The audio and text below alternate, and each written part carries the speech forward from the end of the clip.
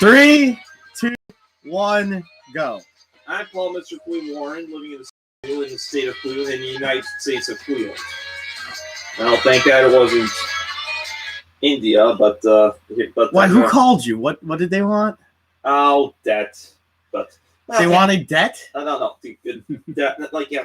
They wanted to clear your debt that you don't have? Yeah, so it's like that. All right, go on with the show. We don't care about your phone calls and your personal life. Yeah, but other people do. But no one does. Shut up. Fine. So what's this show? An album cover. Uh-huh. And we're doing, it's mentioned about India and Queen, A Night at the Opera. We Are Champion, Queen. Yeah. Wait, show the whole shirt. Here it is. There we go. We Are the Champions by Queen. Yes. Yeah. That's probably the... It's kind of sexual right now. It's coming back off. It is. Probably Don't do that either, though. But you'll probably never hear that from the Cleveland Baseball Club. Oh, what a jerk. Ooh. We have a special guest today in the audience, Aaron Johnson. Hello, all. And wearing his Indians pullover on top of it, too. Very politically incorrect. Are those new shoes? Newish. Well, I will be truthful. This is kind of a counter-cancel culture thing because Aaron, if you look at most of the stuff I have up here, I've got a lot of Pepe in here. Whoa, don't show off your Pepe. You already tore your shirt open. And Pepe Le Pew and Gone with the Wind, John Wayne. Yeah, a lot of politically incorrect stuff. Even pan over a little of the Holy Grail there too. Mm-hmm. That's not exactly a film that could be made today. Right, but here's a great album by Queen, my favorite. All right, yes, go on about the album. Let's talk about albums. They named it after the Marx Brothers film. Right, the film Horse Feathers. Oh, Night at the Opera. Right, got it. But both that was a great movie too. I mentioned that earlier, and on our previous episode of Movie Side, which we just finished. And this one is great too. The first track on here was Death on Two Legs, dedicated to their manager. Because their manager's a prick. Oh. And in the film, it was played by Mike Myers. Oh, yeah, that was the thing that I was going to mention when you were talking about Bohemian Rhapsody during the top 16 films that never won an Oscar. Or that didn't win Best Picture for the Oscars. And that was another thing that felt kind of silly with the whole Bohemian Rhapsody thing that they did, that I appreciated, but that the joke was, well, hey, we just have Mike Myers because of the movie Wayne and Garth. Yeah, that's somewhere. The only reason why that song hit number one again almost 20 years after its release. Yeah, Wayne's World. There we go. I called it Wayne and Garth. But because Mike Myers had that song in his movie, then they had Mike Myers in the movie about the band that did that song, and he makes a comment, oh, it's not like kids are going to be listening to this song 20 years from now in their car, right? And they literally just do that for the Wayne's World show. It's like, kids are never going to listen to this. Not! And what you should do is you start just peeling them off one by one and just showing random pictures of things like it's that, like the Coneheads for no good reason. Bob Dylan. The Bob Dylan thing, right? Yeah, that thing. All right, put your stuff away. But, man. You have so much stuff. Let's throw it on the ground. Who even cares? Shut up. But yeah, so that's what the mess movie in here. That's what the song "Death on Two Legs" is about. It's about it's actually one of their few protest songs, and they're protesting their own manager. Yes, all right, because you're a big tycoon, you full hot air and what have you. All right, what's the second song? This is actually the shortest song on here. Lazing on a Sunday Afternoon. It's got that Winchester Cathedral. It's called Lazing on a Sunday Afternoon? Yes, it's like... Wait, how's it go? I'm going off to work on something on Monday morning, and I'm going to go lazing on a Sunday afternoon. Do you know the one I'm thinking of is Lazing on a Sunday Afternoon? No, that's a different song. The Kinks. Yeah, is that the Kinks? Right? Yeah. Because I always thought it was Blazing. Because I thought he was singing about smoking weed. But apparently, two different songs with real similar lines. But the Kinks, they use beer. Oh, okay. But, yeah, I get to see that as a Mike Python sketch. It's too bad Terry Jones is dead because I think he did that he had the hat and like the necktie, like he could be waltzing to the zoo. Okay. What have you. All right. The third song is not sung by Freddie Mercury. It's "I'm in Love with My Car." Yeah, and I thought that was a weird song too, because when I heard the guy singing, I'm like, this isn't Freddie Mercury. It's not Brian May either. No, is it what? Is it their drummer or their bass player? It's one of them. So it's one of the two other guys. All right, fair enough. So yeah, it's an interesting song. So it's actually a decent song. It also has, to be honest, it also has a Led Zeppelin-ish feel, but yeah. Well, what makes it interesting? Well, just because it sounds good. Yeah, it somewhat reminds me of like Over the Hills and Far Away, but unfortunately I like Queen better than Led Zeppelin. Yeah. But the fourth song is called "You're My Best Friend." It's one of my favorite songs. And you have Freddie Mercury playing on the electric piano, which a Rhodes piano. Okay. And no synthesizers are used in any of these albums. Okay. Up until in some of these, because I think it started in the 80s. Okay. Because Queen never did synthesizers around this time. Okay. And what year is this? 79? 75. 75 was when this album came out? Mm-hmm. Wait, that's before We Are the Champions and everything then, huh? Uh-huh. Oh, wow. All right. Yes. So they were, and Yeah, Best Friend's one of my favorite songs. Yes. Just in general. And then the fifth song my is best friend here. How did that one go? Best friend that I ever had. I've been with you such a long time. You're my sunshine. Want you to know. I don't know if I've ever heard it. No. No. That's probably about as much as I can sing without us getting in trouble. number 5 is 39, which is actually kind of a. And this is another song that. Is song number 39 called 5? No, this is the fifth song. There's not 39 songs, are there? And I think it was sung by Brian May. Okay. Decent singer in his own And, right. He's no Freddie Mercury, though. But Probably it's about some people say it's about World War II, but Okay. then others could say it's about, like, I think in some ways it could be like the Roman England during the Roman Empire, because it could be 39 BC, 39 AD when England was around the time when the Romans took England, and it does have that Celtic-ish feel, because this is what makes Brian May a real interesting guy. Yeah. Not only does he makes the guitar sound like a Celtic band, that making his guitar sound like a violin, bagpipe, and penny whistle. But also, he actually has a big degree in science. He's actually Oh yeah, that's right. He's got like a master's or something, right? Yeah, like in one of the sciences in astronomy. Okay. And just like the lead singer of Offspring, he has he has a degree in science as well. And, right. He's also got a master's. And then you got Bill Nye's like, I'm an engineer. Yeah, he's got a bachelor's in like engineering. So Brian May is smarter than Bill Nye the Science Guy. He knows more about science. So the sixth song is "Sweet Lady." Nobody knows. It's not a real popular song. And not really. I can see that being a good song by to be sung by Jerry Lewis. Sweet lady, hold over Haven, sweet lady.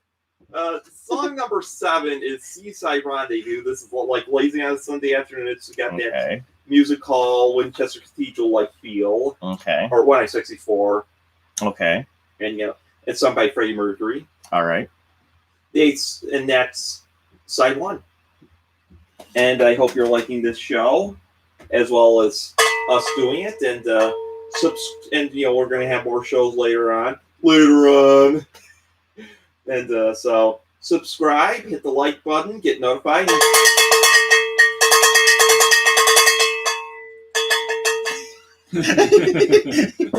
It's always going to be loud.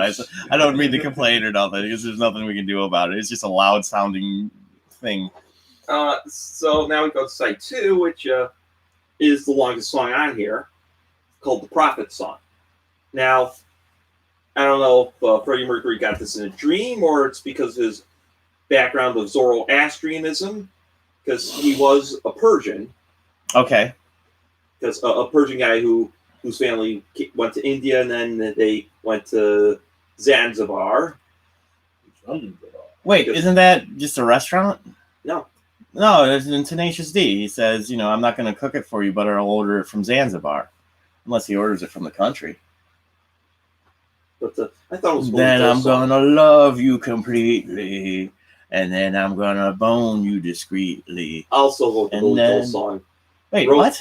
Yeah, there's a song called Zanzibar by Billy Joel. And he sings about, like... No, he talks sex. about... he talks about Pete Rose being real popular at the time, but the Yankees always get the headlines. That's part of the song. All right. Well, he's from New York, so what should he care? Anyway, we're talking about Queen. We're not talking about Tenacious D and Billy Joel. Yeah, so you could say this song is kind of about Noah's Ark because it's like 2 by 2 and okay. And don't laugh at the madman. Okay. It's I don't know. It's probably somewhat of a I don't know what Zoroastrianism is, but that's where the name Mazda came from. Ahura Mazda. That's their god, and okay. And then you get the car truck by Mazda, which was by Ford until like 2015. But a great song, and Brian May actually plays a koto, which is like a zither instrument. Yeah. And yeah, it's a Japanese instrument, and that's the other thing too. Like Freddie Mercury actually loved the Japanese culture. I wonder if he would have been around, he would have liked anime. Maybe gay anime. You ever seen that? What, gay anime? Yeah. No, really. The night I accidentally watched one on accident. You went down a little down a rabbit hole. Turned out it was something I shouldn't have been watching. Well, yeah, go on, Paul. Yes. The number 9. What I like about the Prophet song, it leads to "Love of My Life," which is another Freddie Mercury song he plays, and it's like "Love of My Life, don't hurt me," and then. It's not "You're the love of my life." No. Is that a Christian song? That's Debbie Boone. Oh, Debbie Boone. Ugh. And she's a Christian artist, though, so that makes sense. All right. And Brian May is playing the harp. Okay. An orchestral harp. Like Harpo from the Marx Brothers would. In the movie A Night at the Opera, but he's doing it on the album A Night at the Opera. All right, so you like this song? It's a good song? Yeah, it's a good song. That song, this is another good one, because it's called Good Company, like the other, like Lazy on Sunday Afternoon, and also Seaside Rendezvous, but this time it's by Brian May. I think it's by Brian May. He actually plays a banjo ukulele hybrid. Okay. And yeah. So Banjo Lakely. Yeah, Banjo Lakely. Ukulele Joe. Banjo Lakely. And he makes the guitar sound like a. I thought I made that up. I don't know. Like a jazz band from the 20s. Like he makes his guitar sound like trumpets as well as clarinets. Right. And yeah, if Squirrel Nut Zippers was still around, this is a song they should have covered. Okay. Because it's got that kind of sound. Yeah, it does. As well, because and then someone with a megaphone, like some guy that it's not the Winchester Cathedral guy, but Brian May did great. And then you get to the song, the 11th song, which you could say is the feature presentation. Okay. A big one, and starting to become one of the most overplayed songs in the world. What's that? Mama. Oh, Bohemian Rhapsody. Mm-hmm. Oh, that's the marquee. This is their first big hit. Huh. Yes. Right. And I thought it was off the next album. Yeah. With We Are the Champions and all that stuff. Yeah, I thought it was all kind of in that same. I thought that was all the same album. How about that? So, because this song is like... It is a great song, though. It really is. And many people have made it into... covered it, and they made it like with an full orchestra. The Muppets covered it. Weird Al covered it, and he made it all into a polka. The Muppets cover might be my favorite. Mama! Mama! Mama! Mama!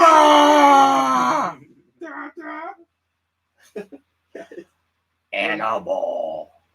Woman! Woman!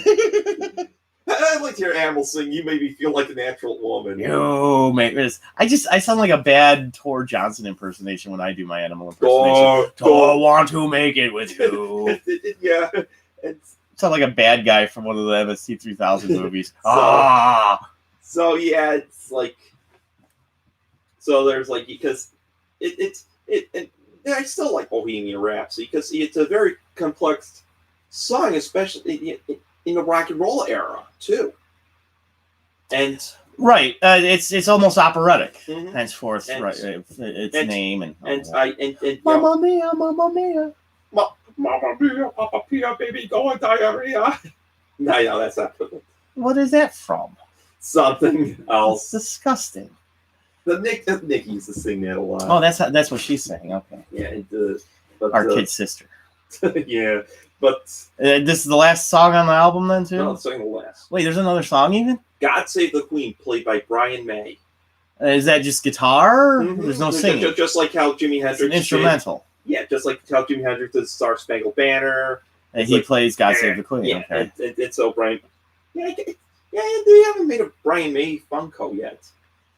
I doubt they will. Yeah, unfortunately. Yeah, that'll happen when the Cleveland Baseball Club wins the World Series. Man, this guy, he's just crapping on the Indians. Dang. Yeah, well, it's unfortunate, but yeah, it's great. It's Queen's greatest album of all time. I've listened to. I could listen to this a lot, and You can listen to it while watching the film A Night at the Opera. yes, you can do that too. And it works better than Dark Side of the Moon with the Wizard of Oz. I know, you keep going on about that. Okay, but that's You're so much smarter than that guy. Good for you. That's so. That is, yeah. That's basically, and then that's also with the Night at the Opera that made Queen into a pinnacle band because they had A Date the Races, which that was their second album. no. This is no two. Night at the Opera is their fifth album, or no. Oh, is that much later on then? Yeah, because the first album was just called Queen. Oh, Which is so this called- isn't even their first album. Right, and because they had Queen, Keep Yourself Alive, then Queen 2, Uh-huh. which is the famous Freddie Mercury doing this. Okay. I don't know what their third album. So this is their fourth album, and then A Day at the Races is their fifth. I believe so. That's what you're saying. All right. I didn't Uh-huh. realize that this was their fourth album. Yes. Man, so they weren't exactly an overnight success. No. Because discography, yeah, let's see. Well, you don't have to look it up now. It doesn't matter. You're at the end of the episode. Yeah, this was our fourth album. Okay. So Looking it up now is kind of too late. So that's it. Next week, I'm going to review Santana's Supernatural, which was released in '99 because the week of Cinco. Right, you're gonna do a Hispanic guy's album. So All I'm right, going to do a lot of Hispanic flavored stuff. yes. So Does that mean we gotta Chipotle, eat spicy food? I like mine semi-spicy. Yeah, we were planning on getting tacos tonight. I guess we're a week early, huh? I don't care. Well, I'm Paul, Mr. Cleveland Warren, from the city of Cleveland, in the state of Cleveland, in the United States of Cleveland. Signing off. Are you on a fake telephone right now? Or are you scratching your head? What are you doing? Oh, all right. Well, we're out.